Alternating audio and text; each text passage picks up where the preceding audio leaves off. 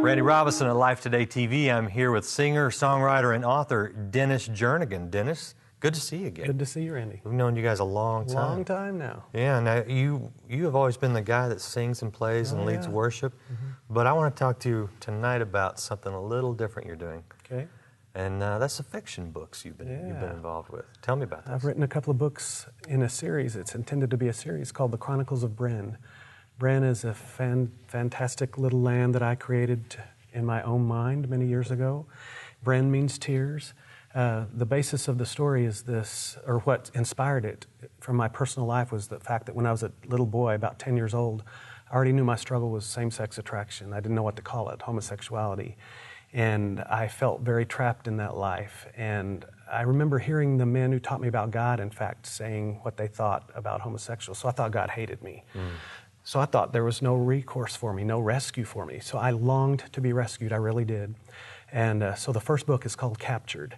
Well, going back to when I was a little boy, I would have the same dream every night, and I did this for years. From the time I was about 10 years old until I graduated college, I had the same dream every night for year after year after year. I thought I was losing my mind. Wow, yeah. But in the dreams, I was suddenly transported, as soon as I went to sleep, to the Starship Enterprise. My dad was Captain James Tiberius Kirk. And same dream every night, I was captured by aliens, and just as they were about to put me to death, my dad would materialize with his phaser, not on stun, but on destroy. So I woke up rescued every morning. That kept me going. It really did. But after a few years, I thought, I'm losing my mind. I can't stop these dreams. Well, after the Lord set me free, this just occurred to me a few years ago. What was that all about, Lord? And he said, who do you think gave you those dreams? And he said, I gave you those dreams. Who do you think made imagination? I'm the God of imagination. I gave you your very imagination. And there are other lost boys out there who don't know how to be a man, who don't know what adventure really looks like in this day and age. And would you write a series of books, son, with little boys in mind, not written for the church, but written for boys who need to understand what real masculinity looks like, what it feels like for someone to rescue them. So the first book is called Captured. And in it, it's this little boy who grew up in this small rural town in Oklahoma, and he's bullied and called sissy, all these names you can imagine, suddenly falls into this other world where he wakes up, and he is not only not that same boy, he's a prince, and his father is the king. And through a series of events, he gets captured, and a whole adventure unfolds from that point, where he lives through all these horrendous ordeals, and he has to fight off all these weird beasts. It's the coolest thing. I just went crazy, man. And then his dad is after him the whole time trying to rescue him. He gets to the end of the book, and I'm not going to spoil it because it's just cool what happens. But the second book is called Sacrifice. This time, he's transported back to the realm, but he finds himself, he's a 51-year-old man. And he looks at his own body and says, how did I get here? And he gets taken back to the point of the first book, and he gets to live his life up to that point and find out what it took for him to become the High King himself. So it's an adventure, a study in what masculinity looks like, what a real adventure life can be. So I'm pumped about it. No, it sounds like it. And you're working on the third one. I'm working on the third one. The third book is called Generations. This king has 9 children. I wonder where I got that idea.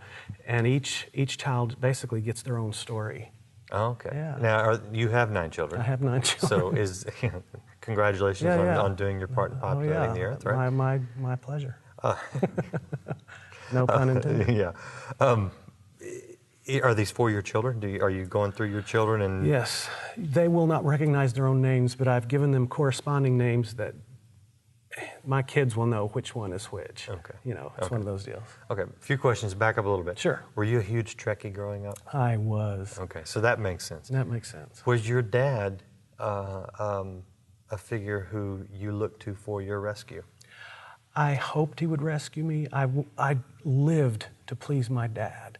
And I never seemed to be able to get his full affirmation. I felt like he was angry with me all the time. And I know that's not true, but looking back, it was my perception that was skewed quite a bit, actually. My dad never told me he loved me, so that sort of messed with my mind.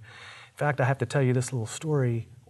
After the Lord set me free, this has been about 10 years ago now, I took my dad on a trip, and I asked him all the questions I wanted to ask him as a little boy. And I said, biggest question, Daddy, why did you never tell me you loved me? You know what he said to me, Randy? He said, my dad never told me, so I didn't know how to tell you. With one simple question and one honest answer, we broke a generational curse in our family. Now he tells me freely that he loves me. But that being said, you know, I really did need my dad's affirmation and approval, and I never felt like I quite measured up. In fact, I discovered real quickly if I performed well on the athletic field or scholastic world or whatever realm, if I performed well, everyone thought, that's that good Jernigan boy. And I really wanted my dad to be the main one who thought that. Did he ever give you any affirmation on those levels? Not like I wanted, but the way I equate that now is he was at every event I was ever a part of. He was at every sporting event, every scholastic event. He was always there supporting me.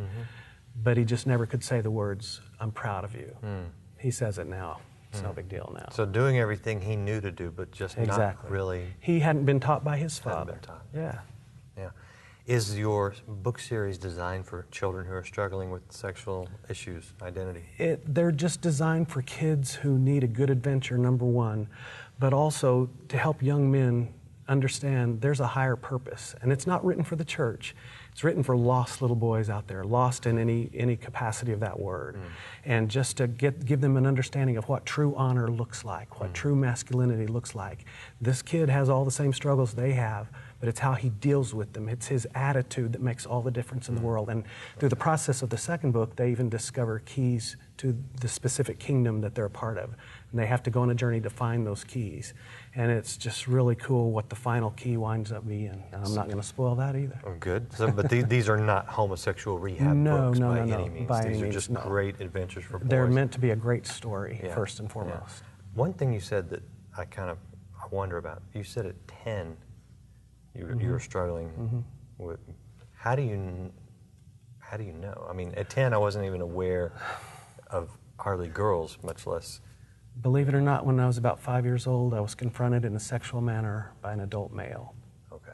That was the introduction to sexual things. A man exposed himself to me, wanted me to do things to him. I ran, I wouldn't let him touch me. But the damage had already been done because I thought to myself, what's wrong with me? Why would that man think he could do that? So it began it created a mystery in my mind of to what I really was, to who I really was. It really did. What do you think when you see the culture that is so much pushing homosexuality as the normal thing or perfectly acceptable alternative, equal in every level? How does that strike you? Well, it strikes me as funny that, first of all, somebody would want to be identified by their sexual longings. It just doesn't make sense to me. And then the second thing that puzzles me is, you know, why are we trying to make it normal when everybody, you get somebody off to themselves and you ask them, even if they're adamantly pro-homosexual, what do you really think about it? No one has ever told me, well, I don't think it's totally normal. So I think that our culture feels one way but says another thing. I really do. I think we're slipping down a slippery slope and it's going to be hard to get back up. But at the same time, I think God's in control and He'll use whatever He wants to get people's attention. I know that's what He did with me. As a songwriter, back to the books, how has the book process affected your songwriting? It's been the most stretching thing I've ever done because I've never thought about writing a book about little fairies that flit through the forest, or a hawk that changes into a woman, or a beast that turns into a bat creature, or to a human from a bat creature. It's like, how do you write a song about a wizard? And what would that sound like? So I began writing songs for the first book, and I called the collection of songs, they're done now, it's called Songs for the Journey. You buy the book and you get 12 songs that identify the main characters and what this boy is feeling as he goes through it. Oh man, because when I was a kid, I had a horse and I felt like I was riding the wind. So one of the songs is called Riding the Wind. Wow. I mean, it's... So you wrote the book and the soundtrack? Yes, exactly. Very cool. And I wrote it with the mindset, what if Disney was producing this book as a movie? What would the music sound like? So it's really cool. It's got a little Celtic flair to a lot of the songs, just because it's a medieval setting when you get to the kingdom of Bren. It's really cool. Very cool. Where can someone find this? Someone wants to check it out. Amazon.com, Barnes & Noble, DennisJernigan.com. Very cool. A lot of places. Very cool. Check it out. I've got a son who's 15, loves to read. And so I'm gonna hit you up for some copies later. Sweet. I'll look Can I out do get that? them. You can do that. All right, nice. You have to go get your own. That's right. So go to the website, check it out, and be sure to check out Dennis when he's on Life Today. It's at lifetoday.org. And go buy his books, go buy his soundtracks, and support him in what he does, and then use the materials to reach kids.